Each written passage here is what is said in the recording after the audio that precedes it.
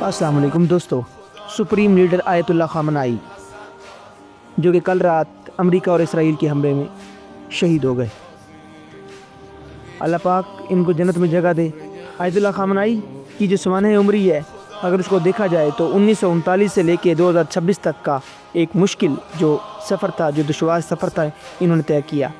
اگر ہم ان کی پیدائش اور ان کی ابتدائی زندگی پہ بات کرتے ہیں، پیدائش کے حوالے سے آپ 17 جولائی 1939 کو ایران کے شہر مشہد میں ایک مذہبی گھرانے میں پیدا ہوئے. We must آپ نے remain اپنی ابتدائی steadfast in our تعلیم جو تھی وہ مشہد میں principles and حاصل کی اور continue بعد to میں guide کم the چلے گئے، faithful with جہاں wisdom انہوں and نے patience. آیت اللہ خمینی جو کہ بانی انقلاب جن کو کہا جاتا ہے، ان کی شاگردگی اختیار کی. اگر ہم سپریم لیڈر کے سیاسی جدوجہد کی بات کرتے ہیں تو شاہ ایران کے دور میں وہ انقلابی سرگرمی میں پیش رہے، جس کی پاداش میں انہیں کئی بار جیل بھی جانا پڑا اور کئی بار جلا وطنی کا سامنا بھی کرنا پڑا. انقلاب اور صدارت کی بات کرتے ہیں تو اسلامی انقلاب 1979 کے کامیاب انقلاب کے بعد وہ ملک کے ایک اہم عہدے پر فائز رہے. ان کے پر قاتلانہ حملہ بھی ہوا 1981 میں. ایک بم دھماکے میں وہ شدید زخمی ہوئے، جس کی وجہ سے ان کا دایاں ہاتھ مستقل طور پر مفلوج ہو گیا تھا.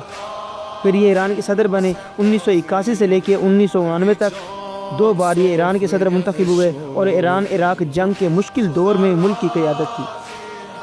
بطور سپریم لیڈر کی بات کرتے ہیں تو 1989 میں بانی انقلاب آیت اللہ خمینی کی وفات کے بعد مجلس خبرگان نے انہیں ایران کا رہبر معظم سپریم لیڈر منتخب کیا. طویل ترین دور حکومت کی بات کرتے ہیں تو وہ تقریباً 37 سال تک ایران کے طاقتور ترین انسان رہے. ان کے دور میں ایران نے جوہری پروگرام، میزائل ٹیکنالوجی، علاقائی اثر و رسوخ میں تیزی سے ترقی کی. اگر ہم خارجہ پالیسی کی بات کرتے ہیں تو ان کی خارجہ پالیسی ہمیشہ امریکہ اور اسرائیل کی مخالف رہی ہے. مشرق کی طرف دیکھو اور روس اور چین سے اتحاد پر مبنی رہی ہے.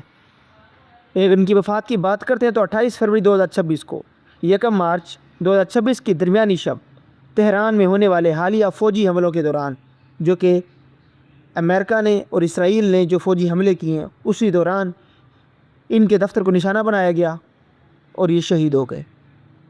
اسی دوران ان کا ایک بیٹا اور ان کی ایک بہو جو تھی وہ بھی شہید ہو گئیں.